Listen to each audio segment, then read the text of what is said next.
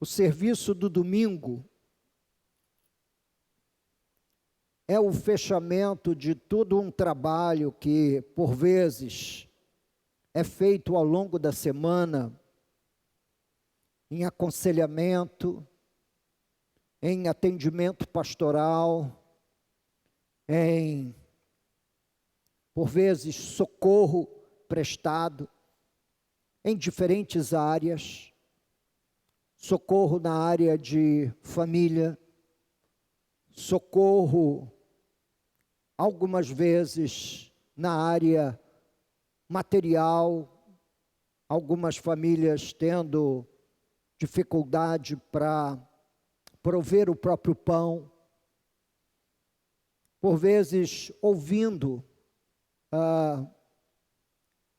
desabafos, lamentos de grande parte da comunidade, gente que a gente talvez só conheça de vista, por cruzar aqui na igreja, por ter ideia de quem seja, mas não fazendo a menor ideia do que seja aquela vida e o que aquela vida vive, como vive, da maneira que vive e etc. Eu tenho conversado com muitas pessoas e tenho atendido outras e sendo impressionado espiritualmente por outras carências que vão tomando conta da comunidade. Às vezes, nós imaginamos que o trabalho do pastor é simplesmente subir ao púlpito da igreja e transmitir um sermão coerentemente com aquilo que a gente chama de boa doutrina, de boa teologia. Bem, isso também é trabalho pastoral, mas o trabalho da pregação é simplesmente a cereja do bolo do trabalho pastoral. Digamos que na construção de uma casa, a pregação seria você fazer uso da chave para abrir a porta e inaugurar a sua nova residência construída. Mas existe todo um processo de construção daquela casa que normalmente quem se chega somente para ouvir o sermão não imagina os traços de concreto que tiveram que ser virados, não imagina a estrutura metálica que teve que ser formatada lá nos gabaritos com ferro, não imaginam absolutamente nada do que foi feito por dentro das paredes, os fios que correm e etc. Com isso, nós não nos damos conta que estamos vivendo um tempo de profundo abatimento. E não é raro nós encontrarmos irmãos nossos vivendo um tempo de melancolia, vivendo um tempo de tristeza. Às vezes essa tristeza, ela é nitidamente e abertamente expressa, outras vezes não. Nós temos o hábito de não querermos expressar a realidade do que vivemos e sentimos no nosso dia a dia, e colocamos lá uma face sorridente, viemos para a igreja, assistimos os cultos, louvamos a Deus, adoramos a Deus, é tudo uma grande festa, realmente o culto é um evento espiritual glorioso, e é assim que deve ser feito mesmo. O louvor a Deus deve ser exuberante, louvar a Deus com instrumentos de cordas, com flautas, com adufes, com danças, todo ser que respira, diz lá o salmista, louve ao Senhor. Mas eu gostaria de dizer a você que chega aqui abatido, que muitas das vezes coloca um sorriso para poder comparecer publicamente diante da comunidade sem ser indagado o que está acontecendo. Porque se alguém começa a chorar em nosso meio, o que você pergunta? Imediatamente você chega do lado e você vai fazer aquela célebre pergunta: está acontecendo alguma coisa? O que aconteceu? Posso ajudar? Posso fazer alguma coisa em seu favor?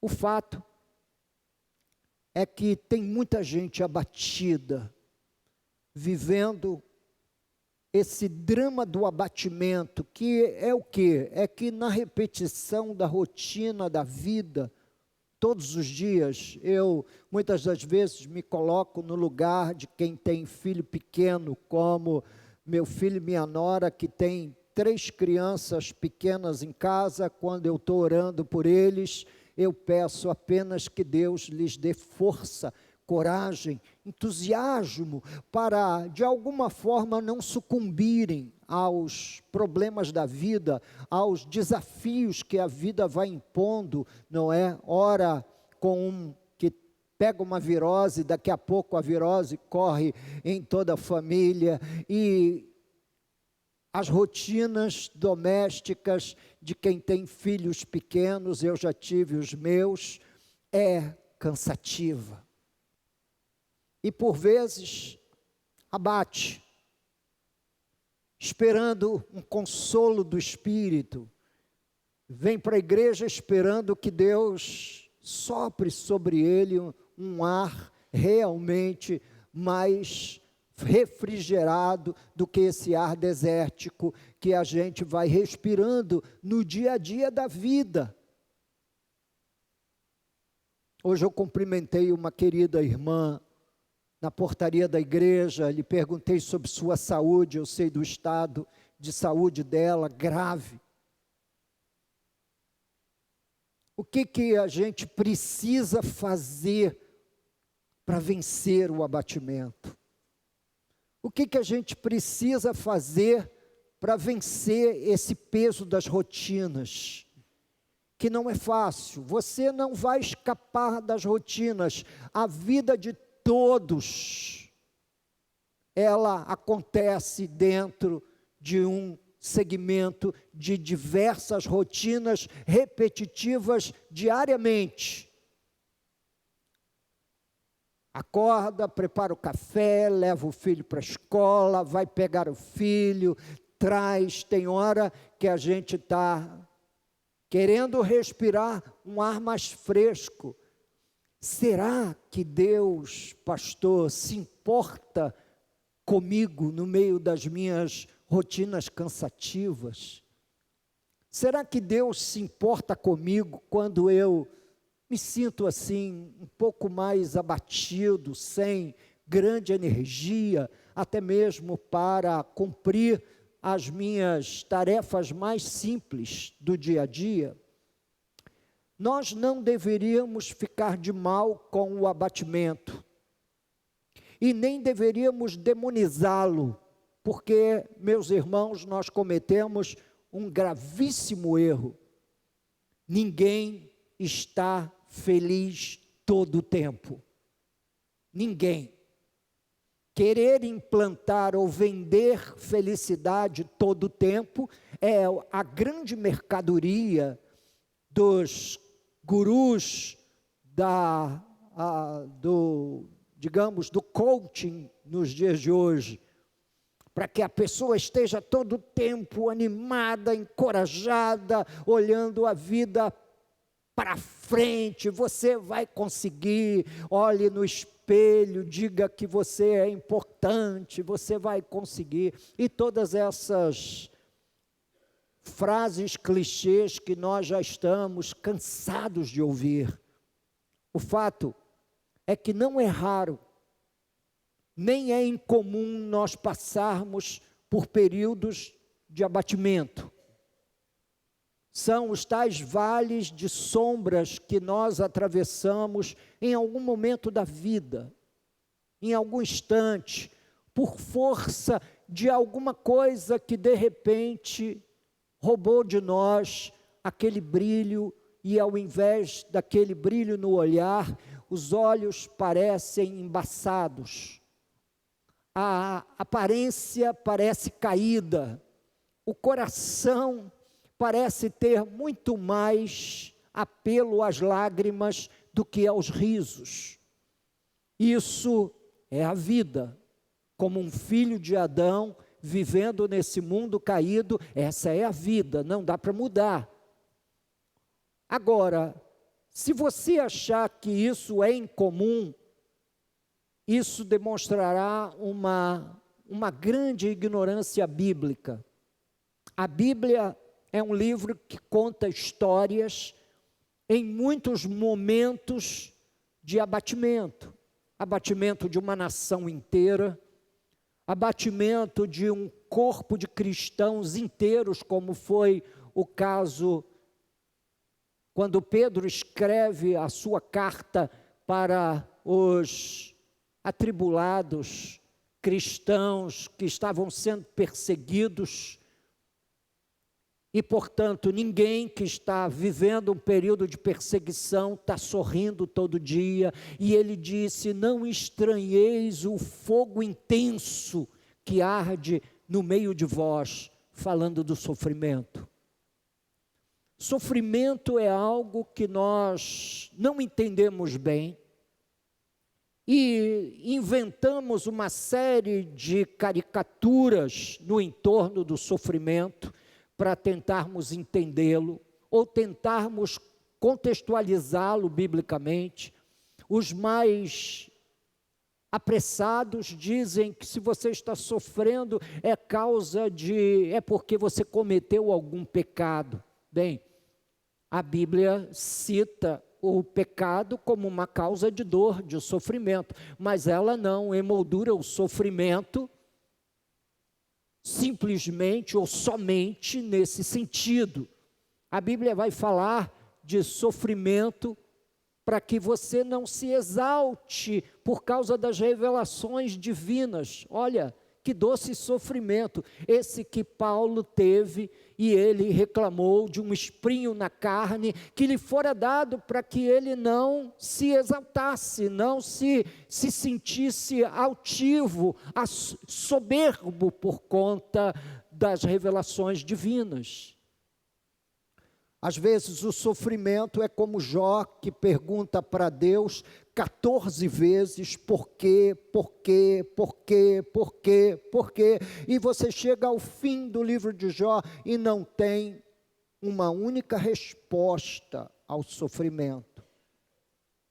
Portanto, não seja tão simplista em entender, achar que entende a vida e definir a dor ou o sofrimento ou o abatimento de alguém numa única frase. Não. Há uma complexidade no sofrimento e há uma complexidade no abatimento que não é incomum entre os filhos de Adão. Acontece com toda a gente. Numa fase da vida, uns mais, outros menos, mas que estão sofrendo. Alguns sofrendo, por exemplo, com a dificuldade de gerir sua vida materialmente. Outros com sofrimento no campo da educação dos filhos. Outros com sofrimento no campo do casamento. A família, portanto, expõe um cardápio de sofrimento muito extenso, mostrando que nós podemos sofrer por várias razões. Mas quando a gente olha para as Escrituras, o que a gente encontra são reis, guerreiros valentes, nobres alpinistas da espiritualidade, vivendo a experiência do abatimento. Aquele desânimo que dá, sabe, aquela sensação que dá, dizendo: meu Deus, será que existe algum sentido nessa vida que eu estou vivendo? Será que de alguma maneira o Senhor vai me deixar ver qual é o sentido de tudo isso que eu estou vivendo na minha vida pessoal, dessa dor? Eu vejo senhores e senhoras com uma certa idade passando por uma situação, vejo um amigo que era tão vigoroso. Geralmente, quando a gente hospedava o Bill lá em casa, esse pregador da palavra de Deus, esse irmão, nós tínhamos conversas que varavam a noite, e sempre nós comentávamos sobre o vigor físico desse servo de Deus que agora está reduzido a um leito. Ele mais velho, a mulher mais velha, e você faz perguntas. É próprio do ser humano perguntar, afinal, por que eu estou vivendo isso? Afinal, onde está, de fato, a ponta do fio para eu puxar, para desembaraçar todo esse bolo de linha que se tornou a minha vida, pastor?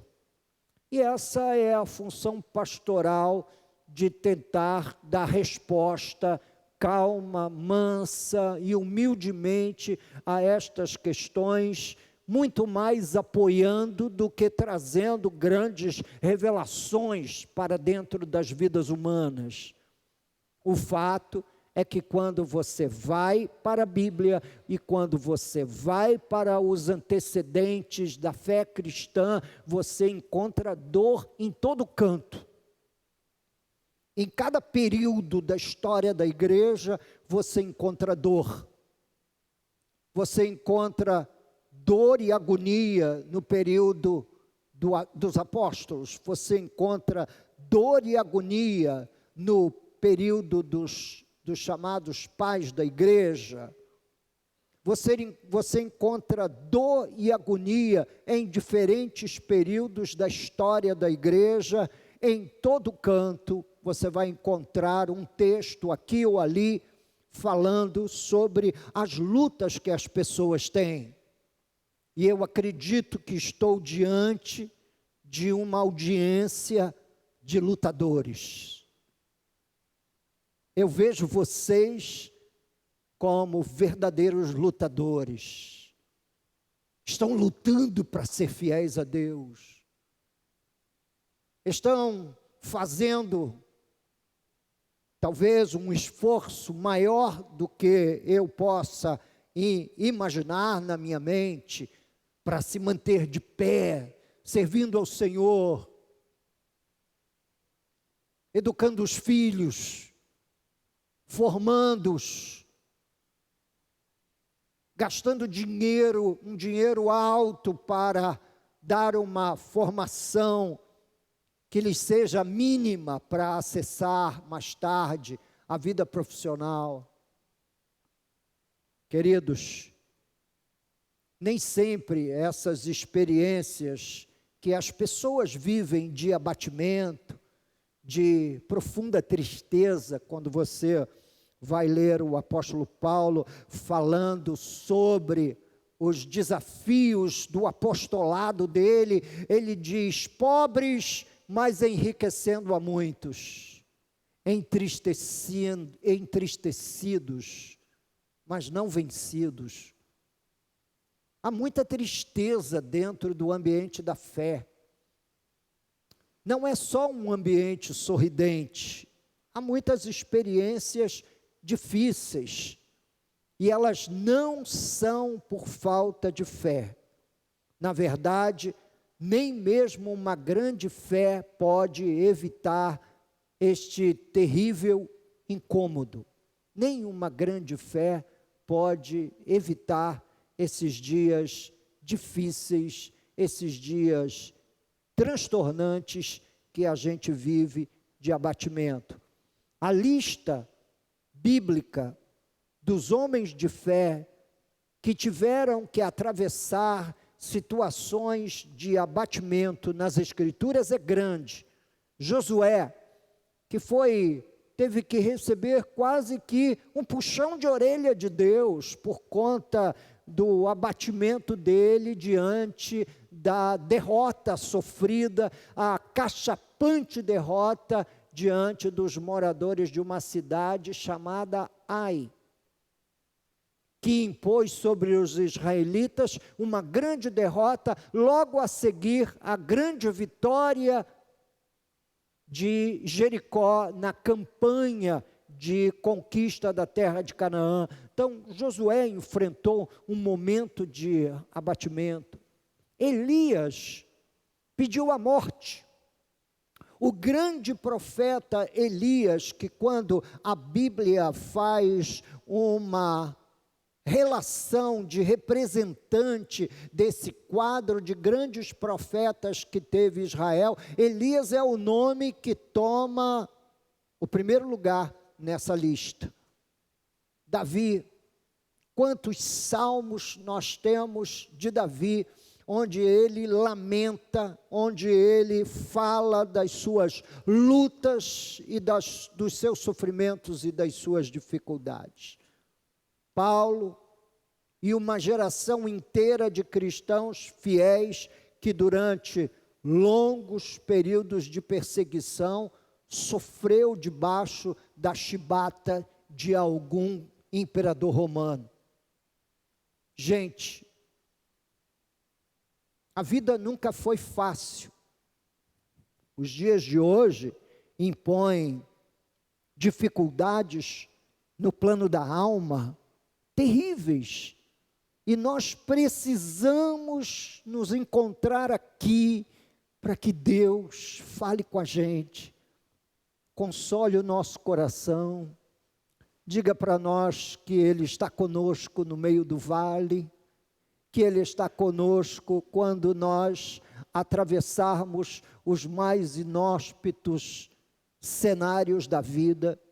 Ele está conosco quando a gente perde um ente querido e a gente olha e diz assim: meu Deus, será que eu vou conseguir superar isso? E de repente a graça de Deus se manifesta e a gente responde adequadamente. Quando o ente querido é crente, a gente diz: eu não perdi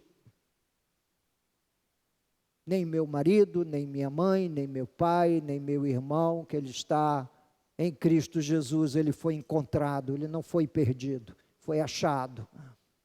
O fato é que a lista desses homens e mulheres que passaram e que cruzaram por esses vales de espinhos ao longo das Escrituras é grande, muito grande. São João da Cruz, um desses eremitas da fé, chamou o abatimento de a noite escura da alma.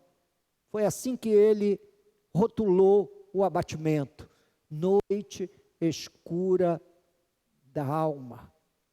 A única coisa pela qual nós precisamos aprender é conservar no nosso coração uma certa nobreza no sofrer. E essa certa nobreza no sofrer é não sofrer por conta de resultados desportivos. O Brasil perde a Copa do Mundo e tem gente chorando, meus irmãos, de todo lado, dentro do campo, fora do campo, gente que está fazendo a reportagem, a cobertura daquele evento desportivo, e os que estão do lado de fora, todo mundo chora, todo mundo lamenta. E quando você vai avaliar um pouco aquela dor aparente ali naquele local, ou pelo menos aquela dor emocional, as razões não são nobres, são por questões fúteis da vida. Mas quando a gente está vivendo os dramas do cotidiano, os dramas da vida, a gente não sabe muito bem como enfrentar essa questão do abatimento. Eu gostaria de ler com você Salmos 42, versículo 5, esse foi o salmo que nós lemos nessa noite, e o salmista olhando para a sua alma, que é a fonte das emoções, da vontade, do intelecto humano, é chamado de alma. A mente humana, com todas as suas emoções. O salmista, nesse salmo didático dos filhos de Coré, ele faz uma pergunta à alma: por que estás abatida, ó minha alma? Por que te perturbas dentro de mim? Parece que ele estava em busca da causa e não apavorado com a consequência. Por que é a nossa pergunta? Nós somos seres interrogativos, estamos sempre perguntando por quê. Eu me lembro de uma ocasião, indo para a igreja com as crianças, e eles naquela fase do porquê, não paravam de fazer a mesma pergunta: por que, pai? Por que, pai? Por que, pai? Nós muitas vezes olhamos para dentro do nosso coração e a gente não consegue encontrar a causa que nos faz sentir abatidos. O salmista olha para a sua alma e diz: qual é a causa dessa perturbação? Eu não sei. Por que estás abatida, ó minha alma? Por que te perturbas dentro de mim? Nem sempre nós conhecemos a causa de tamanha melancolia que por vezes vem tomar nosso coração. Eu tomei emprestado umas palavras de Charles Haddon Spurgeon, que enfrentava momentos de melancolia profunda e que muitas das vezes ele foi pego pelos próprios diáconos. Os diáconos tiveram que trazê-lo no colo para colocá-lo atrás do púlpito da chamada Spurgeon Congregation, o Spurgeon Church, a Igreja Batista de Londres, a Igreja Batista Central de Londres, por causa de momentos de melancolia e abatimento profundo do coração desse glorioso pregador, conhecido como príncipe dos pregadores. Ele sofria de melancolia desde a sua tenra juventude. E Spurgeon disse: essa falta de esperança sem forma, indefinida, que a tudo obscurece, escreve ele, não pode ser entendida. Lutar contra esse tipo de depressão, ele disse, é tão difícil quanto lutar contra a névoa. Você não sabe com que está lutando. Aparentemente, você vai encontrar pessoas que elas têm tudo que o dinheiro pode comprar. Elas têm um bom apartamento, têm um bom trabalho, têm um bom emprego, um excelente salário, têm uma família razoavelmente feliz, equilibrada, mas aquela tristeza profunda toma conta do coração dele ou dela, e a gente pergunta: por quê? Qual é a causa? Por que estás abatido?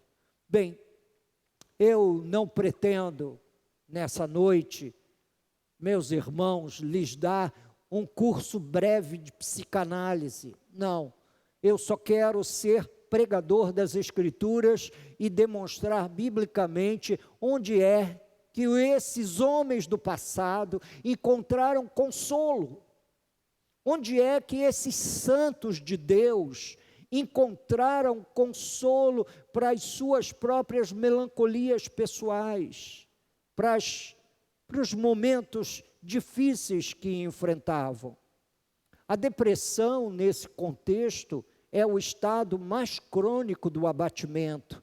E nós sabemos muito bem, depressão pode tomar uma mãe que acabou de dar à luz a uma criança. Os especialistas chamam isso de depressão pós-parto. Que maior alegria há para uma mãe do que pegar num filho recém-nascido e lhe amamentar, e lhe oferecer o seio para que a criança sugue, sacie seus apetites, e de repente você tem uma senhora num estado de profunda melancolia depois do parto. Todo aquele conflito de hormônios desencadeou um sentimento terrível no coração dela, e ela de repente está de costas para o seu bebê que acabou de dar à luz. Mas há cenários mais leves. Todavia, me parece que o tratamento é o mesmo, dentro de um sentido que a Bíblia Sagrada trabalha o tema. É óbvio que nós não estamos aqui fazendo um braço de ferro com a ciência ou aquilo que se chama de ciência.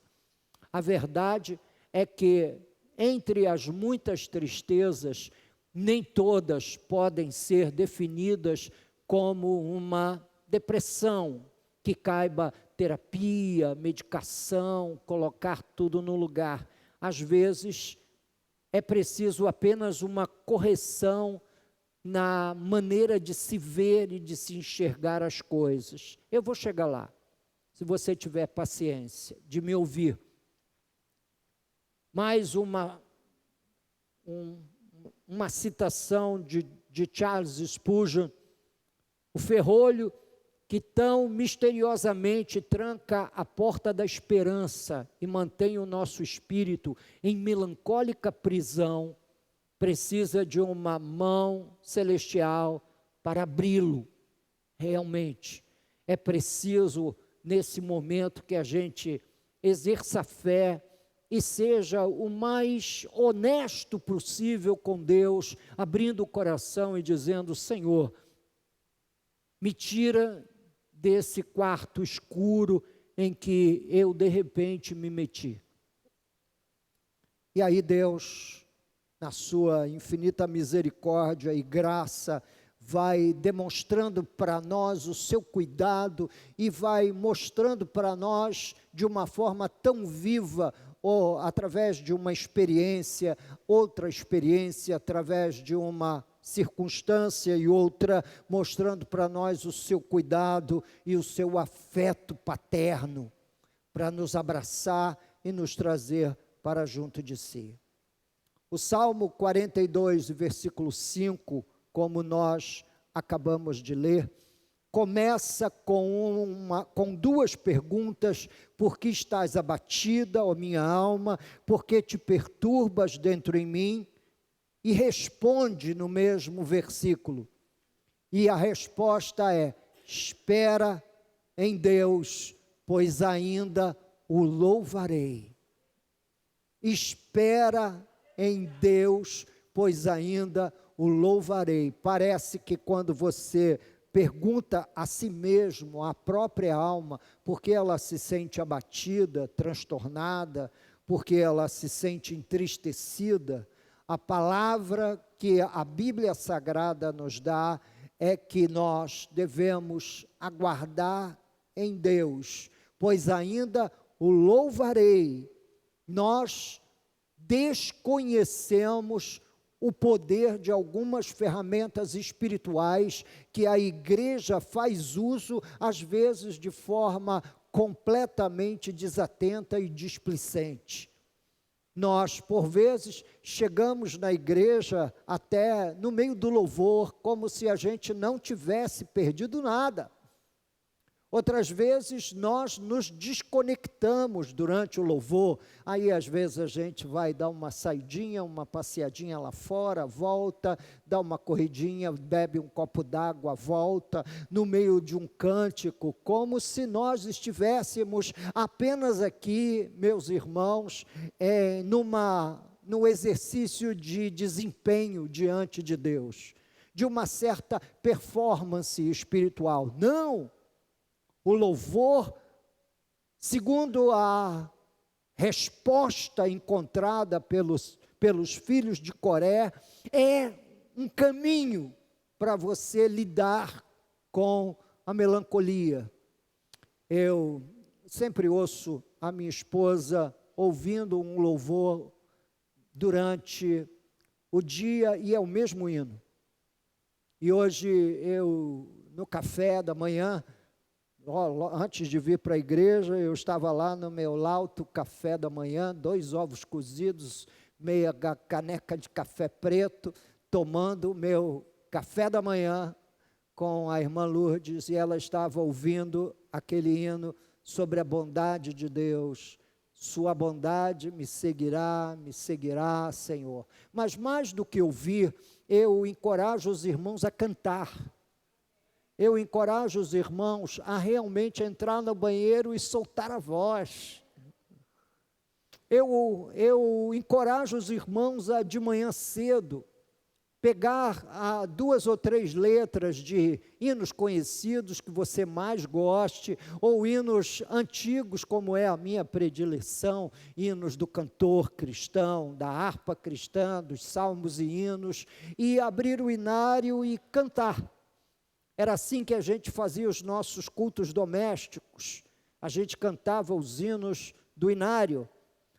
A resposta do salmista para essa melancolia, para essa tristeza, para esse abatimento, para esse desânimo, a gente pode dar o nome que quiser, é apenas mais um rótulo, mas é esse sentimento que nos perturba, nos abate, impede a nossa trajetória, digamos, numa velocidade de cruzeiro cabível, e fica nos levando a nos arrastar pela vida. A ideia é, a palavra do salmista é aguardar em Deus. Calma, a tempestade passa. Calma, os dias difíceis vão passar. Tenha calma, vai nascer o sol. A gente tem essa esperança em Deus, não é? É a resposta que o salmista dá. Espera em Deus, pois ainda o louvarei. Você, espera aí, ó melancolia, ó abatimento, ó dor sem causa. Fique na sua, eu vou começar a louvar a Deus e quando eu terminar você não vai estar aí. É a ideia que o Salmo nos acende no coração, nos acende na alma. O versículo 6 é tão esclarecedor quanto o verso 5. Só nós não entendemos muito bem de geografia das terras bíblicas. Se nós entendêssemos a geografia das terras bíblicas, nós iríamos encontrar uma boa resposta ao abatimento nesse verso 6, quando diz: sinto abatida dentro de mim a minha alma. Você já sentiu assim? Sim ou não? A causa não importa, nem sempre é conhecida. Mas eu ressaltei aqui 2 partes desse versículo para que você possa entender como enfrentar seus dias de abatimento. Primeira resposta que nós encontramos no verso 5 é esperar em Deus, pois ainda o louvarei. A segunda parte da resposta que nós encontramos embrulhada no Salmo 42 é: lembro-me, portanto, de ti. Lembrar-se de que há um Deus sobre nossas vidas. Lembrar-se de que esse Deus não está contra você, ele não é chamado em nenhum canto da Bíblia de adversário. Ele antes, pelo contrário, diz que é nosso amigo. Ele está buscando juntamente conosco meus queridos irmãos, nos levarmos à plenitude e o gozo do conhecimento dEle. Lembro-me, portanto, de ti, ter uma mente realmente voltada para o Senhor. Ter uma mente, ter toda uma corrente de pensamento voltada para Deus. Mas lembro-me de ti onde? Vamos lá, meus irmãos, lembro-me de ti onde? E no Monte Hermon, e no outeiro de... Quantas vezes você já leu isso na sua vida? Dezenas? Talvez ao longo de um ano nós leiamos aqui publicamente o Salmo 42 dezenas de vezes, porque eu sou fã dessa mensagem do Salmo 42, daquele antílope sedento pelas correntes das águas. Mas enquanto você lê o Salmo 42 e não descobrir o que é as terras do Jordão, do Monte Hermon e do outeiro de Mizar, você não vai encontrar resposta para a sua melancolia, para o seu abatimento, pois hoje nós vamos colocar fim a essa escuridão do conhecimento da geografia bíblica e vamos entender isso, porque o salmista se lembrava de Deus nesses três cenários: nas terras do Jordão, no Monte Hermon e no outeiro de Mizar, em resposta ao abatimento da sua alma, a melancolia interior, a esse sentimento de sofrência. As terras do Jordão são as terras cultiváveis naquele ambiente seco e desértico de Israel. Existe esperança de vida ao longo da planície do Jordão. Nós devemos sempre nos lembrar, meus queridos irmãos, que a semeadura da vida, ela é feita próxima ao rio da vida. Quanto mais distante nós estivermos do rio da vida, mais distante nós estaremos dessas terras cultiváveis do reino de Deus, onde as sagradas sementes da fé brotam, germinam e crescem para a glória do Senhor. Pensar nas terras do Jordão era pensar no Deus que produz o trigo, que vai fazer o pão, que nos concede a sua misericórdia e graça para retirarmos da terra a nossa própria sobrevivência. As terras do Jordão eram as terras cultiváveis, as terras férteis, as terras que produziam. Então não adianta você ficar depositando suas sementes em terra seca. Mas o que o pastor quer dizer com isso? O que eu quero dizer com isso é que você deve elaborar o máximo possível as terras do coração, para que as sementes divinas possam crescer dentro de você. Toda essa ideia orgânica nós encontramos nas parábolas do reino, que ora é comparada a um semeador que sai a semear suas sementes, ora é comparada a uma semente de grão de mostarda que é muito pequenina e acaba, quando ela germina e cresce, se transformando numa árvore que vem abrigar as aves dos céus. Nós precisamos entender que é nesse ambiente que os nossos corações são cultivados por Deus e que a terra do nosso coração é mexida e remexida pelo Espírito Santo, de maneira que nós possamos dar resposta à vida com mais esperança. Portanto, a vida nesse espaço, nesse espaço de culto, nesse espaço de meditação bíblica, nesse espaço onde as sementes divinas são semeadas e têm uma grande chance de crescer e dar fruto. Essas são as terras do Jordão. O Monte Hermon é geograficamente responsável pela umidade relativa do ar ao longo de todo Israel, do norte ao sul. Há uma umidade que se distribui por toda a nação de Israel, vinda do Hermon. Não há culto, por exemplo, que você vem e você está ouvindo a palavra de Deus, de repente tem aquela atmosfera. Hoje de manhã a Lourdes estava compartilhando comigo da sua experiência com o louvor e com a adoração hoje cedo de manhã.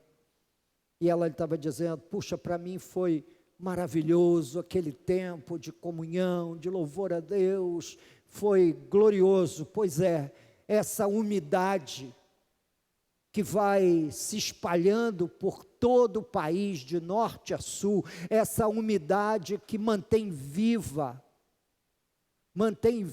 certos elementos ali do habitat de Israel, provém do Monte Hermon. E era pensando no Monte Hermon e encontrando ali que ele se lembrava de Deus, o Deus que não nos deixa na secura todo o tempo, o Deus que nos visita com chuva, o Deus que nos visita com umidade, e essa umidade se distribui pela vida da gente. Mas ele termina citando um terceiro ponto geográfico, é o outeiro de Mizar. Ali não era nem uma montanha grande como o Sinai, não era nem uma montanha muito grande como estes outros montes, como o Monte Horebe, mencionado por Elias. Não, era um outeiro, era um montezinho, era uma pequena elevação da cadeia de montanhas que faz parte o Hermon. O outeiro de Mizar é a menor de todas as montanhas, é uma pequena elevação, mas é ali que nasce o Rio Jordão. Lembrar-se de Deus no outeiro de Mizar é pensar num Deus que não os abandonou ao deserto, mas que faz correr esse filete de água que nasce no norte de Israel e que vem, meus queridos irmãos, vem cortando todo o território de norte a sul. A verdade é que quando a gente pensa no outeiro de Mizar, a gente pensa em água. E para você que nasceu nesse enorme universo aquático que é o Brasil, onde o maior rio do mundo em volume d'água está aqui, que é o Rio Amazonas, onde nós temos o aquífero Guarani, esse lençol freático, meus irmãos, de milhões e milhões de litros de água potável debaixo dos nossos pés, aqui no Sudeste. Nós não fazemos ideia do que é um lugar seco e um rio cortando esse lugar seco para lá e para cá, serpenteando até durante todo o território, ao longo do território, levando vida. Pensar em Deus como esse rio, pensar em Deus como esse rio de vida, que vai, meus queridos irmãos, cortando os nossos dias, alguns mais sombrios do que outros, dias nublados, dias ensolarados, não importa, mas Deus vai cortando os nossos dias com a sua presença, trazendo vida para o nosso coração. Em outras palavras, pensar em Deus nas terras do Jordão no Monte Hermon e no outeiro de Mizar, é de um Deus que não nos abandona à sorte, meus queridos, daquele espaço selvagem e espinhoso do deserto. Deus não nos abandonará nesse deserto de sentimentos que por muitas vezes a gente não percebe, não entende, não compreende. A gente pergunta à alma: por que tu estás abatida? Olha ao teu redor, você come o que quiser, mora onde quer, guia o carro que quer, por que você está se sentindo assim? E ele encontrou uma maneira de lidar com esse abatimento, era pensar em Deus, nas terras do Jordão, no Monte Hermon e no outeiro de Mizar, esse Deus que nunca nos abandonou, não nos abandonará, não vai nos deixar, que essa é uma outra razão do sofrimento que o apóstolo Paulo escreve na sua segunda carta aos Coríntios, diz que nós passamos por essas experiências de dor para podermos consolar outros irmãos. Aí você se pergunta, mas afinal, por que eu estou passando por tudo isso? Porque você vai aprender lições que vão ser fartamente utilizadas em outras circunstâncias, quando você estiver falando do Evangelho para alguém, comunicando a palavra de Deus a outros corações. É trabalho do pastor consolar seu rebanho. Jesus, quando olhou para Israel, ele descreveu Israel como ovelhas aflitas,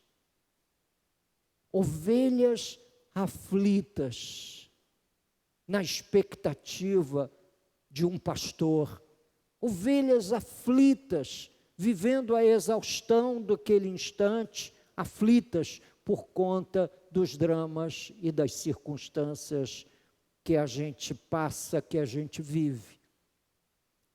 Pensar em Deus com esperança, assim como o Jordão traz esperança de vida para aquelas populações que vão se acumulando, se juntando ali às margens do Jordão, assim é o Senhor para conosco.